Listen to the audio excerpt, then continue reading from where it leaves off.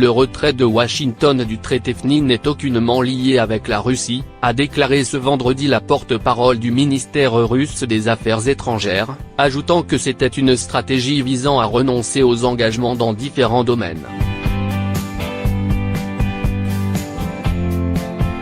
Le retrait des États-Unis du traité sur les forces nucléaires à portée intermédiaire et sans lien avec la Russie, a indiqué la porte-parole du ministère russe des Affaires étrangères, Maria Zakharova.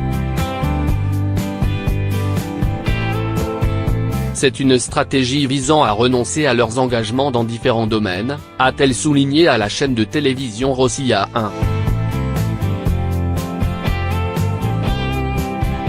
Moscou se réserve le droit de réagir en cas de retrait définitif des États-Unis de l'accord, a ajouté Maria Zakharova.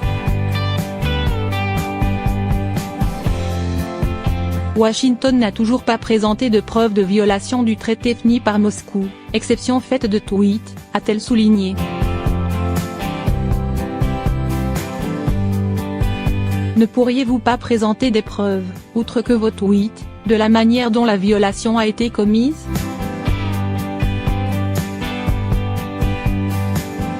Aucune preuve, aucune image satellite, aucune interception, aucun témoignage, a-t-elle noté.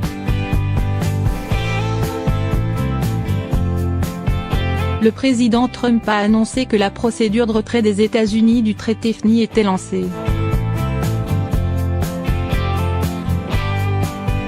Le secrétaire d'État, Mike Pompeo, a précisé pour sa part que Washington suspendrait la mise en œuvre de ses obligations dans le cadre du FNI à partir du 2 février. Plus tôt vendredi, le vice-ministre russe des Affaires étrangères, Sergueï Ryabkov, a annoncé que le retrait de Washington portera un coup extrêmement grave à un système de contrôle international des armes et de la non-prolifération des armes de destruction massive qui n'existe pas encore.